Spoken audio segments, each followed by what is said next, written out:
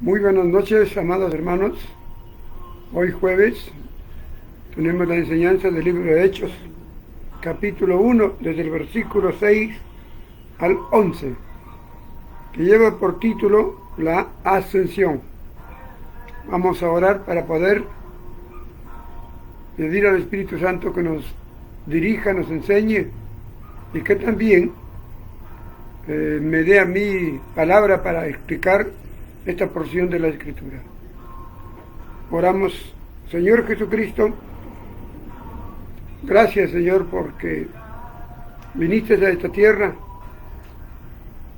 para enseñarnos tu sagrado y santo evangelio y para culminar, Señor, dando tu vida en la cruz por nosotros para perdonarnos.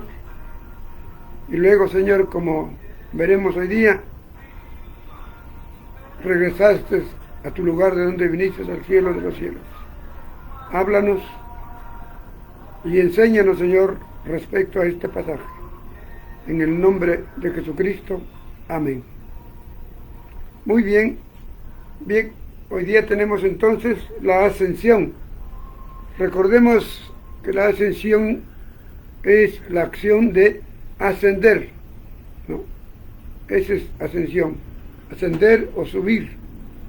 Y eso es lo que sucedió cuando nuestro Señor Jesucristo fue llevado al cielo de los cielos. Bien, entonces como primer punto vamos a mirar los versículos 6 y 7, que nos dice: Entonces los que se habían reunido le preguntaron diciendo: Señor, ¿restaurarás el reino de Israel en este tiempo? Y él les dijo: No os toca a vosotros saber los tiempos o las sazones que el Padre puso en su sola voluntad. Entonces aquí tenemos este punto respecto a la restauración de Israel. Los apóstoles, quienes son los que estaban con él, y los demás hermanos que los acompañaban, tuvieron una inquietud sobre la restauración de Israel. Recordemos que Israel venía de unos siglos atrás, más o menos 500 años antes de Cristo, cuando fue llevado prisionero a Babilonia y destruyeron su templo. Terminó los 70 años, fueron reconstruyendo su templo, hasta que fue llegando el año 1 del nacimiento de Cristo. Entonces estamos en ese mensaje que Él dio a todo el pueblo de Israel. Él vino a restaurar la ciudad de Jerusalén y todo el país de Israel. Esa fue su misión, pero no lo restauró, ¿no? Y el libro de Hechos se escribe más o menos en el año 80 al 90, cuando ellos ya tenían su templo destruido, porque el templo se destruye en el año 70. Entonces, al 80, al 90 que escribe Lucas, este libro de Hechos, están con la inquietud, la restauración del templo y la restauración de Israel. Por eso ellos le preguntan: Señor, ¿restaurarás el reino de Israel ahora o en este tiempo? Dios les explica que no se preocupen, que todo está en la potestad de Dios. Pero es interesante pensar lo siguiente: Dios vino del cielo con un propósito: restaurar a su nación, a Israel. Y la restauración incluía la restauración terrenal, sea de la ciudad y de los pueblos, pero fundamentalmente la restauración espiritual del pueblo de Israel. Porque el pueblo de Israel estaba lejos de Dios. Habían pasado muchos años de prisioneros en muchos países que aprendieron a adorar a ídolos como en los otros países. Es por eso que Dios venía a restaurar primeramente, antes que el territorio, a cada persona de Israel, restaurarla. Por eso es que Dios vino a su pueblo. Entonces, aquí tenemos que entender lo que dijo Jesús en Juan 10:30. Yo y el Padre, uno somos. ¿Qué dijo Jesús? Yo y el Padre, uno somos. Es decir, vino el Padre al entrar el Espíritu en el vientre de María, nace Jesús y es el mismo Dios. Es el mismo Dios hecho hombre. Por eso en Juan 10:30 dice, yo y el Padre uno somos. Y Dios vino tomando la forma de hombre y llamado Jesús, también llamado el Hijo, vino a restaurar a toda Israel, principalmente a los seres humanos y después a la nación física o territorial. Pero ¿qué pasó? Conocemos la historia, que Israel hasta hoy le ha dado la espalda a Dios. No creen en la primera venida de Jesús. Hoy están esperándolo ellos para la segunda venida, mientras que nosotros esperamos la segunda venida. Israel espera la primera venida, pero nosotros estamos esperando la segunda venida, ¿no? Entonces Dios vino a restaurar a Israel, no vino a restaurar a los demás países conocidos como los gentiles. Él vino principalmente a restaurar, pero como Israel le dio la espalda, Israel rechazó, matándolo, desconociéndolo, como lo dice Isaías, un niño nos es nacido, principado, es el Padre, es el Hijo, el que viene a la nación de Israel. El mismo profeta Isaías estaba y ellos conocen hasta ahora, pero ¿qué es lo que ciega al hombre? El pecado. Y el pecado de Israel es que ellos no quieren reconocer que ellos mataron al Mesías. Hasta ahora no lo reconocen. Entonces Dios, al ver que muy pocos gentiles se convirtieron, en la época de lo que estamos aquí en Hechos, apenas 120 personas. 120 personas solamente se convirtieron, contando a los apóstoles. Entonces, al ver que no había más gente de Israel que se convierta, es que Dios cerró la puerta a Israel y abrió la puerta a nosotros los gentiles. Y aquí estamos, en la época de los gentiles y la dureza del corazón del pueblo de Israel hasta hoy.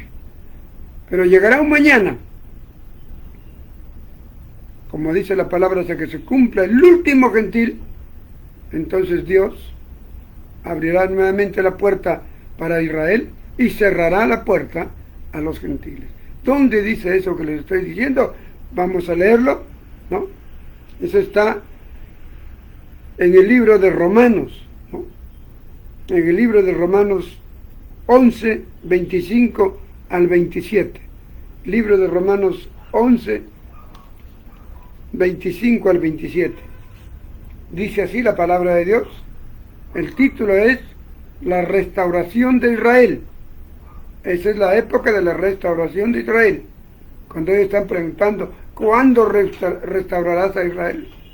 Pues aquí Pablo escribe cuándo va a ser restaurado Israel. No una fecha, pero en el tiempo un cuándo.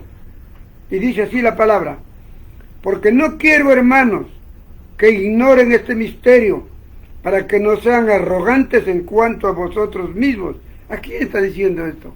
A los hermanos que se habían convertido en Roma, a los gentiles de Roma, algunos judíos que le llamaban, que vivían en aquellos lugares, se convirtieron, pero mayormente fueron del Imperio Romano. Entonces, a todos los que se convirtieron del Imperio Romano, está dirigiéndoles esto, que es un misterio, y que no sean arrogantes en cuanto a vosotros mismos, que ha acontecido a Israel endurecimiento en parte, hasta que haya entrado la plenitud de los gentiles. Aquí está bien claro. Como Israel, al matar a Jesús, antes de ellos matar a Esteban, ¿no? o después de Jesús matar a Esteban, siendo Pablo uno de los perseguidores de la iglesia, de los hermanos. Entonces, cuando tocó a Pablo para que él lleve el mensaje a los gentiles, Pablo se dedicó a llevar. Entonces, desde esa época hasta el día de hoy, hay millones de gentiles a través de todas las etapas de estos estamos en 1920, menos estamos allá en el año 100, 1820. Años han transcurrido y hay gentiles que se han ido convirtiendo al cristianismo verdadero, no al cristianismo falso.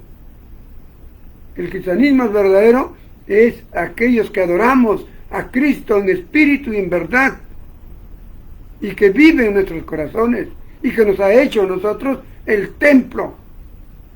Ese es el cristianismo verdadero. No adorar a un Cristo muerto, crucificado, hecho de madera, de yeso. No, al Cristo invisible. A Él hay que adorarle. Por eso hay que saber diferenciar el cristianismo verdadero del cristianismo falso. Entonces, hasta que haya entrado el último gentil, yo no sé cuántos gentiles falten ahorita, yo no sé, pero llegará un momento en que se predicará la palabra y nadie querrá convertirse, ya no habrán gentiles, rechazarán. Entonces terminó la época de los gentiles, se completó, como aquí dice, todos los de Israel, de los gentiles. Entonces Dios abrirá la puerta ahora a los gentiles.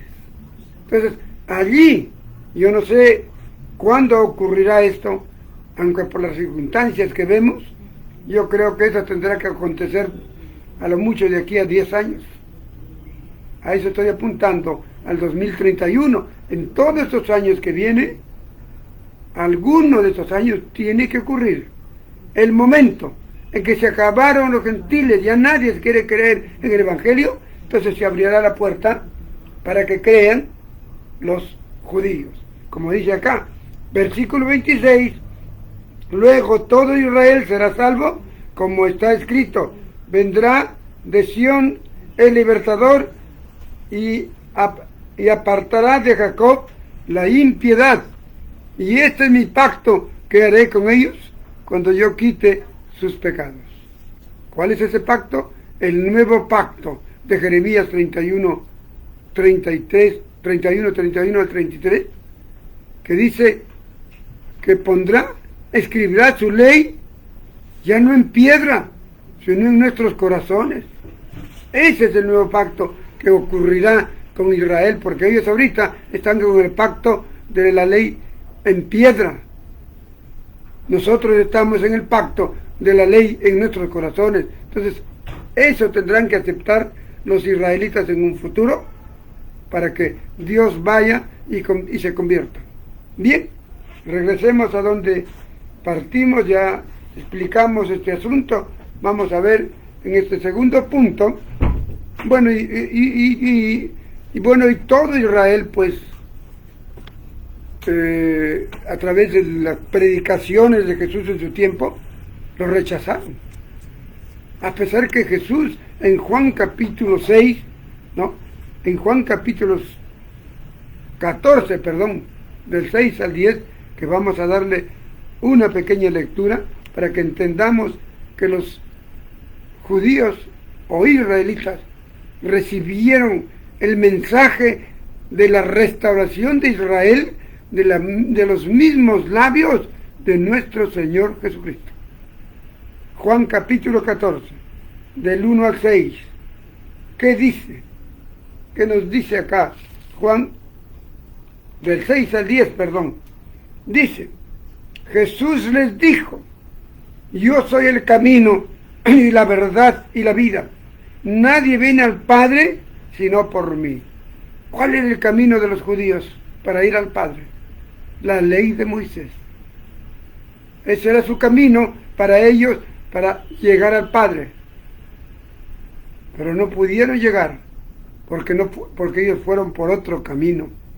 Entonces aquí Jesús no les dice el camino es la ley de Moisés. Yo, dice Jesús, soy el camino, la verdad y la vida. Nadie va o viene al Padre sino por medio de mí. Bien clara la palabra. Y si me conoceréis, ¿a quién se está dirigiendo primeramente Jesús? A los elegidos de los apóstoles, para que ellos hagan conciencia y ellos también enseñen lo mismo. Entonces les dice, si me conocieseis, también a mi Padre conoceríais. ¿Vale? ¿Y qué más les dice? Y desde ahora le conocéis a mi Padre y lo habéis visto. Esto causó estupor en el apóstol Felipe. No alcanzaba a comprender este versículo que le dijo, si me conocieseis, también a mi Padre conoceríais, y desde ahora lo conocéis y lo habéis visto. Entonces Felipe le dijo, Señor, muéstranos al Padre, y eso nos basta. O sea, Felipe no entendió el mensaje, que el Padre estaba en Cristo. Él era el Padre, Él era el Hijo, Él era Jesucristo, el mismo. Y él no podía entender este misterio. Y Jesús le dice, Felipe, Jesús le dijo, tanto tiempo hace que estoy con ustedes, con vosotros, y no me has conocido, Felipe. El que me ha visto a mí, ha visto al Padre. ¿Qué significa? Que el que conoce a Jesucristo, conoce al Padre. Porque Él es el mismo. Como dice aquí, va siguiendo. ¿Cómo pues dices tú, muéstranos al Padre? ¿No crees que yo soy en el Padre y el Padre en mí? Las palabras que yo os hablo, no las hablo por mi propia cuenta, sino que el Padre que mora, que vive en mí, Él hace las obras. Por eso que ve en la introducción con leer Juan 10:30, que dijo Jesús antes de esto, yo y el Padre, uno somos. No hay dos. Yo y el Padre, uno somos. No entendieron en ese momento los apóstoles, pero conforme fue pasando toda esa etapa de los 3 años, hasta que murió, y hasta que resucitó, y ahora en la ascensión que se presenta a ellos, para darles las últimas enseñanzas, ellos comprendieron perfectamente. Bien, entonces ahora vamos a ver el versículo 8, que nos dice, ¿no? Versículo 8. Dice, hay una porción que dice ahí, pero recibiréis poder cuando haya venido sobre vosotros el Espíritu Santo, y me seréis testigos en Jerusalén, en toda Judea, Samaria y hasta lo último de la tierra. Este párrafo lo he subtitulado, me seréis testigos. Testigos de Cristo. Testigos de Cristo. ¿Qué significa un testigo? El que conoce ampliamente a alguien y testifica, dice, él estuvo conmigo, él no robó, porque él estuvo conmigo. Lo conoce a la persona que no es un ladrón y él testifica de él. Así nos ha llamado a nosotros Jesucristo, para que testifiquemos de él. Eso sí dice, me seréis testigos. Ese es un llamado antes de que se vaya el Señor, un llamado a todos nosotros, amados hermanos. Y esto me dirijo fundamentalmente a los cristianos y cristianas, que tenemos un gran reto de ser testigos de Jesucristo. No testigos de Jehová, porque Jehová es el nombre de Dios en el Antiguo Testamento, pero el nombre de Dios en el Nuevo Testamento es Jesucristo. Entonces aquí nosotros en esta época nos toca ser testigos de Jesucristo. Jehová nos dio su vida en la cruz para ser testigos de Él. Jehová no tomó forma de hombre y vino a la tierra. Jamás. Así que a nosotros nos llama a ser testigos de Cristo, porque esto que está escrito lo escribieron nuestros hermanos, los apóstoles, Lucas, Pablo y otros. Y ellos a través de estos escritos a nosotros esta palabra cobra vida y nos llama. Quiero que seas mi testigo y que comuniques a otro lo que tú me conoces a mí. ¿Cómo podemos conocerle a Jesucristo? A través de la lectura de su palabra. Y Jesucristo, permítanme decirles, está desde el Génesis hasta el Apocalipsis. Sino que no está con nombre propio en el Antiguo Testamento, pero sí, muchas veces casi directo. Isaías, Jeremías, el salmista, todos escribieron.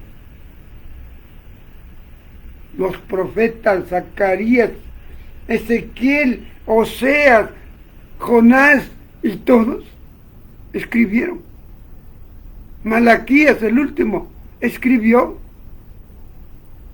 Hablaron, no con nombre propio de Jesucristo, pero dando a entender.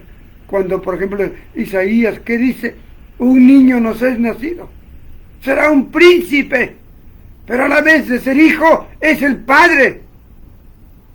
Él nos está diciendo desde Isaías estaría más o menos unos 550 años antes de Cristo, a los 500, que es la época que vivió más o menos, y él estaba predicando que vendría Dios a la tierra y nacería un niño, y ese niño era lo mismo que el padre. Por eso dice en Isaías, ¿no? Un niño nos es nacido, este será un príncipe, y es padre a la vez, ese niño, y ese niño fue Jesús, el Cristo. Entonces, esto es lo interesante, que nosotros tenemos que testificar de Jesucristo. El Nuevo Testamento nos llama a testificar de Dios en el nombre de Jesucristo, no de Dios en el nombre de Jehová. Eso fue en la época para nuestros hermanos israelitas. Ellos hasta hoy siguen siendo testigos de Jehová. Los israelitas no quieren saber nada de Cristo. Y así hay otros testigos de Jehová que son testigos de Jehová y no de Cristo. Ya no es necesario ser testigo de Jehová, porque Jehová nunca pisó tierra, nunca se hizo hombre, nunca se humanizó, nunca conversó con gente, así cara a cara, con cuerpo, y nunca fue crucificado y muerto, y nunca resucitó.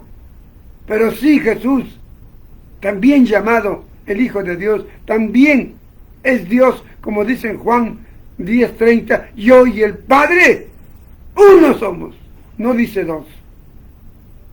Entonces ahora nosotros, hermanos, nos ha llamado el Señor a ser testigos. Tú tienes la misión de testificar de Jesucristo a tu familia, porque aquí nos pone un orden. Primero a Jerusalén, que es nuestra casa.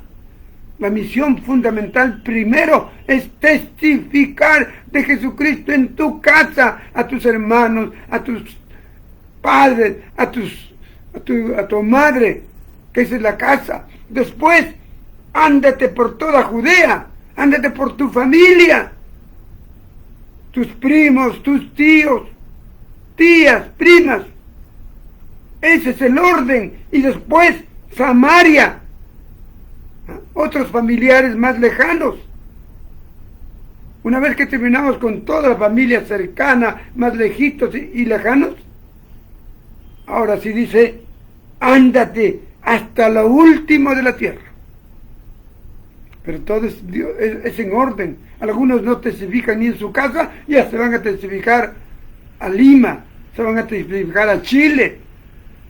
Dios es Dios de orden, hermanos. Primero tu casa, después tu otra familia, después la familia más lejana, y después ahora sí ándate a Chile, ándate a Uruguay, ándate a Venezuela, ándate a Cuba, ándate a Estados Unidos. Así es la misión de llevar el Evangelio. Yo no sé de aquellos cristianos desordenados si los pasará por alto el Señor o no, porque tenemos que hacer eso primerito. Dios es Dios de orden. Entonces, como vemos aquí, tenemos que ser testigos. Lucas 10, 1, 17 al 20. Lucas 1, 1, 17 al 20. ¿Qué nos dice Lucas 10, 1? Después de estas cosas, designó el Señor Jesucristo también a otros 70, a quienes envió de dos en dos delante de él a toda ciudad y lugar a donde él había de ir. Envió a la misión a 70 personas de dos en dos. Vamos a ver el resultado. Versículo 17 al 20. Volvieron los 70 con gozo diciendo: Señor, aún los demonios se nos sujetan en tu nombre. Y les dijo: yo veía a Satanás caer del cielo como un rayo. He aquí os doy potestad de hollar serpientes, escorpiones y sobre toda fuerza del enemigo, y nada os dañará. Pero, hay un pero, no os regocijéis de que los espíritus se os sujetan, los espíritus malignos se os sujetan, sino regocíjense de que vuestros nombres están escritos en los cielos. Qué interesante. Y aquí vamos a ir imaginariamente a Filipenses 4:4, donde también dos damitas que habían predicado juntos con nuestro hermano Pablo, ¿no? Y estaban un poco peleadas, distanciadas, Evodia y Síntique, envía a nuestro hermano Epafrodito para que los ponga en paz. Y una vez que les ponen paz, dice ahí en Filipenses 4:4, dice: sus nombres de Evodia y Síntique están inscritos en el libro de la vida.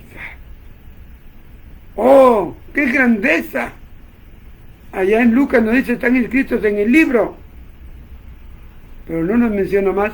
Pero en Filipenses encontramos que están inscritos los que testifican, los que van a hablar. No lo tomes con la palabra dura, los que predican, los que son predicadorazos. No nos dice lo que testifican, es decir, dan testimonio de lo que Cristo está haciendo en tu vida a otros, para que ellos también puedan experimentar los mismos prodigios y milagros cuando Cristo y el Espíritu Santo entran en nuestra vida interior, en el corazón, y toman el control de nuestra vida para ellos hacer uso de nuestros labios, de nuestra mente, para testificar, para ser testigos de Cristo en su venida, en su predicación, en su muerte en la cruz, en su resurrección, en su ascensión y en su pronto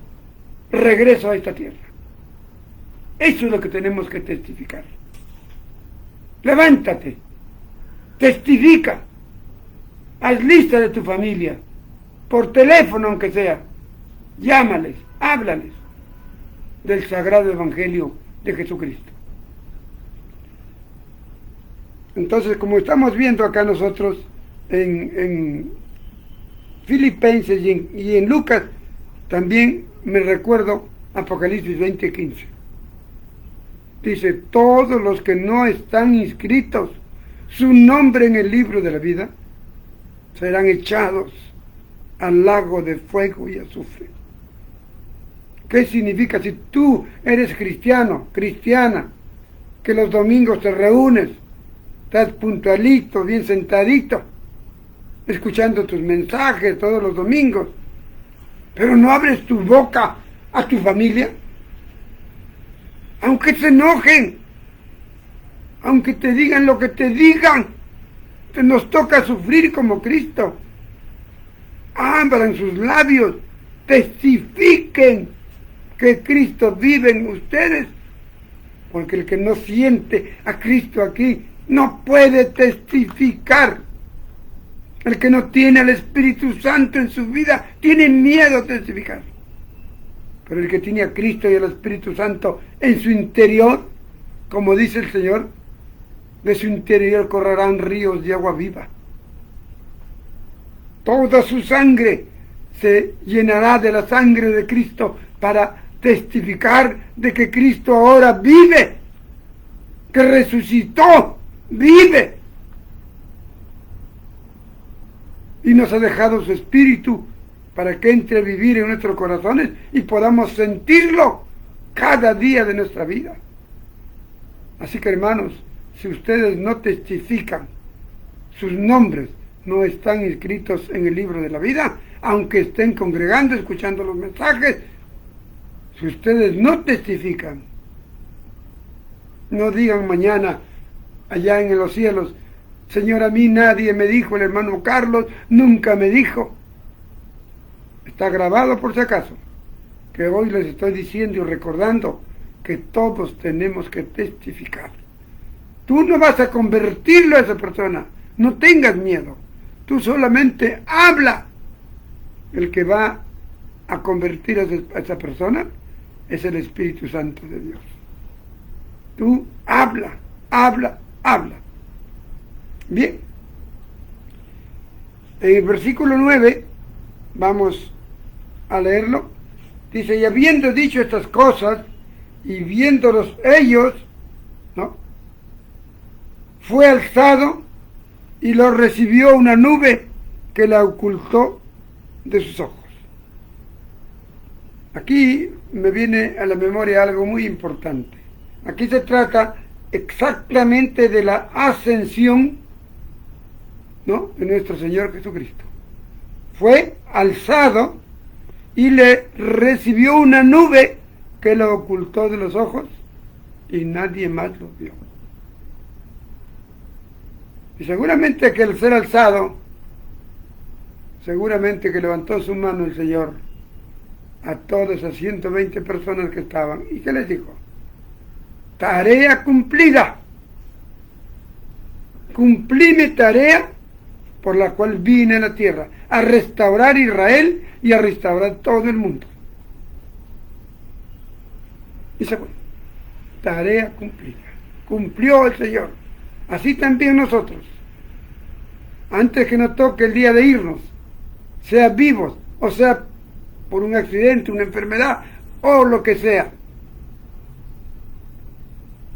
tenemos que antes de irnos, estar en nuestra mente que tenemos la tarea cumplida, que hemos sido testigos de Jesucristo. No te vayas sin que no seas testigo, porque te vas a ir a un lado donde no es el correcto. Así es que seamos testigos de Cristo. Y cuando sientas que ya hablaste a 1, a 2, a 3, a 10, aunque no se conviertan, tú habla. Entonces vas a decir: tarea cumplida. Y te llevará el Señor. Y la última partecita, ¿no? Vamos a leer los últimos versículos. ¿Qué nos dicen aquí? Vengo pronto. Y estando ellos con los ojos puestos, versículos 10 y 11, y estando ellos con los ojos puestos en el cielo, entre tanto que él se iba, he aquí se pusieron junto a ellos 2 varones con vestiduras blancas, los cuales también les dijeron: varones galileos, ¿por qué estáis mirando al cielo? Este mismo Jesús que ha sido tomado de vosotros al cielo, así vendrá como lo habéis visto ir al cielo. Y aquí esperamos, simple y llanamente, la segunda venida. Vengo pronto. Vamos a leer Filipenses 3:20, por favor. Filipenses 3:20.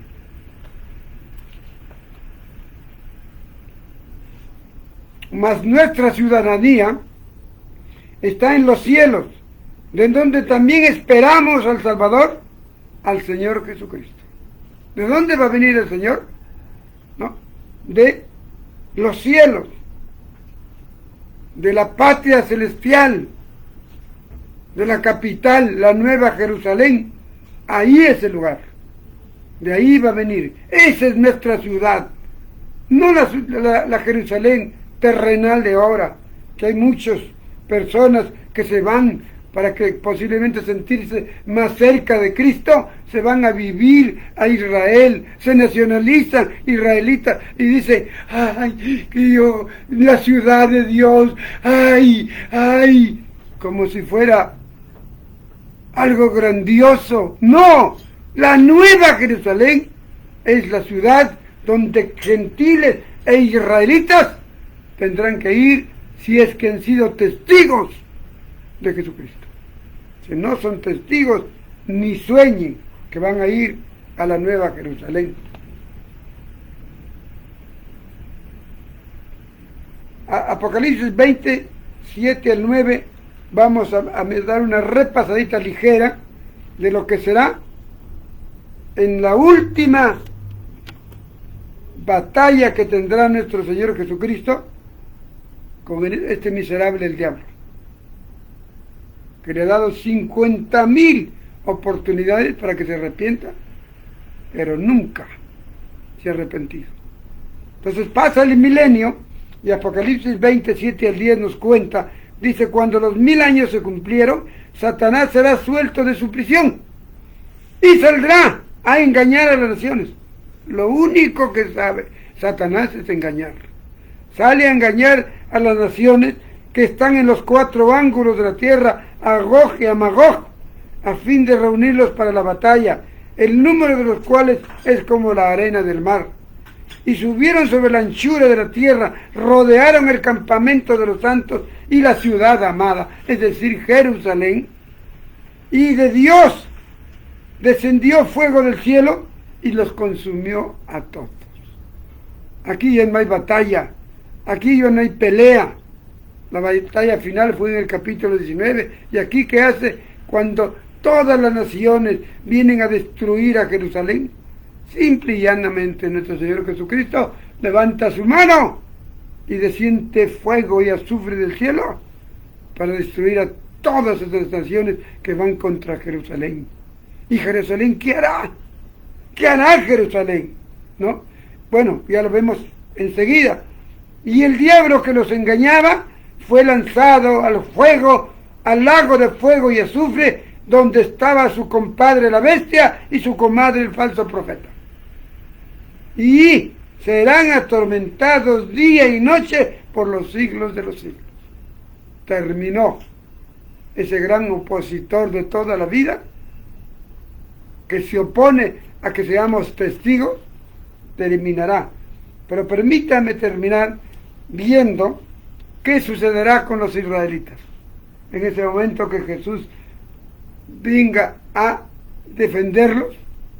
¿Qué sucederá? ¿Qué habrá sucedido? Va a suceder un prodigio. Zacarías, capítulo 12 al 10. Vamos a ver a nuestro hermano Zacarías en el capítulo 12 al 10. Por acá estamos, Zacarías está en el Antiguo Testamento, sí. Zacarías capítulo 12, versículo 10. Y dice así: y derramaré sobre la casa de David, o sea, en Jerusalén, y sobre los moradores de Jerusalén en todo Israel, espíritu de gracia y oración. Qué grande es Dios con su pueblo. Un pueblo que le dio la espalda y hasta hoy le da la espalda. Ellos están esperando la primera venida de Cristo y nosotros estamos esperando la segunda venida. ¿Cuál vale? La de nosotros, porque es de acuerdo a las Escrituras. Ellos están esperando porque no quieren reconocer su culpa de haber matado al autor de la vida, a su Padre que vino a restaurarles. Pero Él, en toda su misericordia por sus hijos, les derrama espíritu de gracia y de oración. Cuando se ven afligidos con los ejércitos que les atacan, ya capturaron alguna parte de la ciudad, ya lo van a destruir, a matar a todos, entonces va a ocurrir el espíritu de gracia y oración, y ellos comienzan: Señor, Señor Jesucristo, ven, ven, ven. Entonces, ¿qué dice? Y mirarán en el monte de los olivos. ¿Mirarán a quién? Mirarán a mí, dice Dios. ¿A quién traspasaron? Ahí está. Mirarán a Jesucristo, que les levanta sus manos. ¿Y qué habrá en sus manos? La herida, un hueco saliendo sangre fresquita. Por eso dice: mirarán a mí, a quien traspasaron. ¿Y qué harán estos pueblos? Y llorarán, como llora, como se llora por hijo unigénito, afligiéndose por él, como quien se aflige por su primogénito.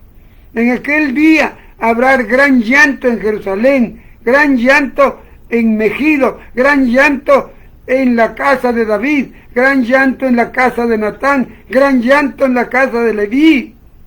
Y todos llorarán por sí, los descendientes de Simeí, y por sus mujeres por sí, y todos los linajes, cada uno llorará por sí, y por sus mujeres, y por sus hijos, y por su familia.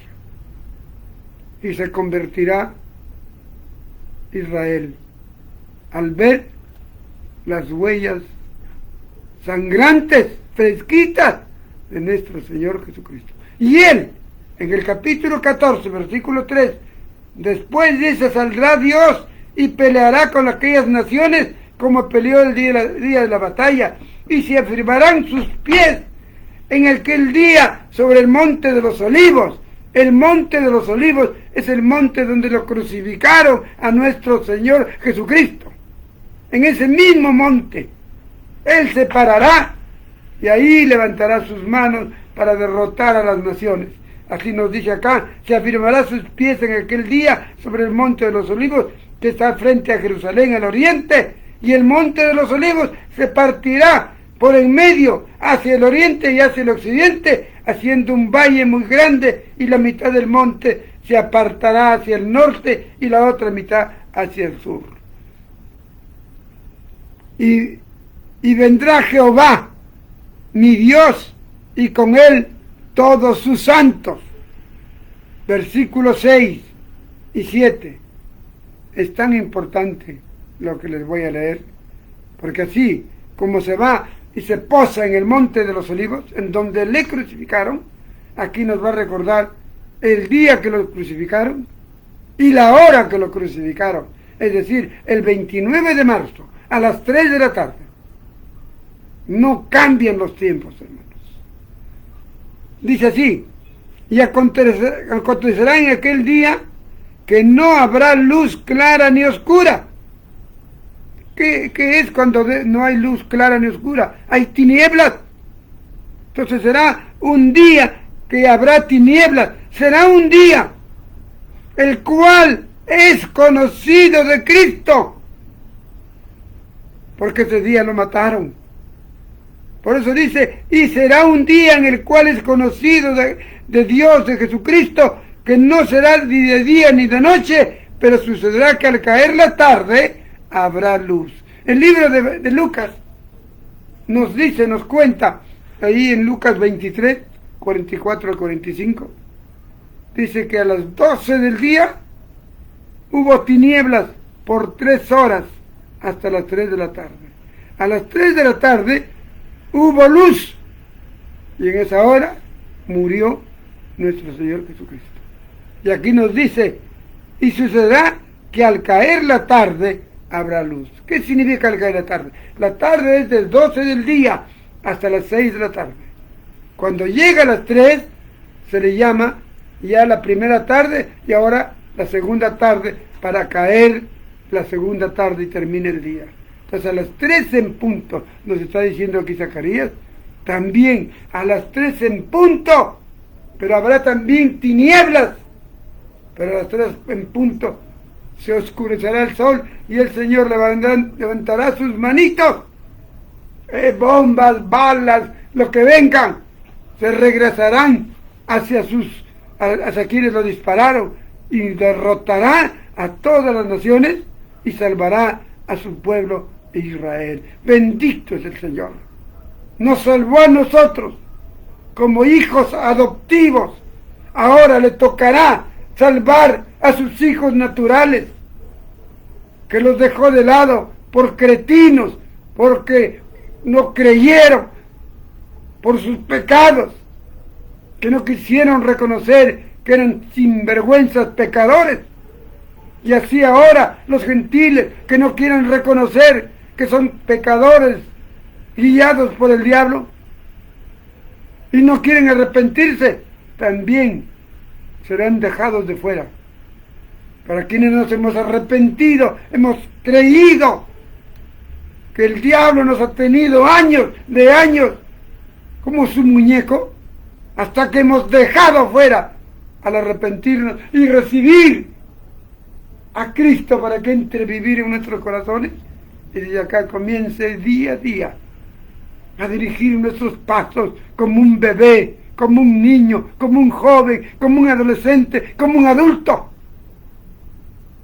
Y ya nos acostumbramos a vivir la vida que le agrada a Dios, porque sabemos que Él, que está aquí dentro de nosotros, nos dirige día y día, y cuando hacemos conciencia que algo mal hemos hecho, inmediatamente, papito, perdóname, y nos ponemos a cuenta. Esa es la vida del cristiano. El cristiano no es un santulón que ya no peca. A veces hay pensamientos, ideas perturbadoras en nuestra vida. El que diga no es un mentiroso. Para eso ha entrado Cristo, para que día a día nos corrija, nos oriente, y que nosotros caminemos por el camino, la verdad y la vida. Nuestro destino, el cielo. Si vamos por ese camino, está asegurado. Muchas gracias por escuchar este mensaje, hermanos. Vamos a terminar en oración dando gracias a Jesucristo, que vino a restaurar Israel, pero al negarse, al darle la espalda, Él vino a restaurar a nosotros los gentiles, que no teníamos parte, pero al desprecio de sus propios hijos naturales, Él vino a nosotros los gentiles y nos hizo sus hijos adoptivos. Señor Jesucristo, gracias, porque un día te fuiste para pronto regresar y nos dejaste enseñanzas, nos dejaste el reto que seamos tus testigos, los testigos de Jesucristo. Señor, a través de tu Espíritu, con el cual nos has sellado, derrama poder en toda persona que anhela, que desea fervientemente ser tu testigo. Bendícelos, bendícelos a cada persona que hasta ahora quiere ser testigo de Jesucristo. Gracias, Señor. Sigue ayudándome para ser tu testigo hasta el día que te plazca. Dame fortaleza, dame fuerzas, dame cerebro limpio, dame labios que hablen de ti. Te adoro y te alabo. En el nombre de Jesucristo, mi Señor y Dios. Amén. Amén.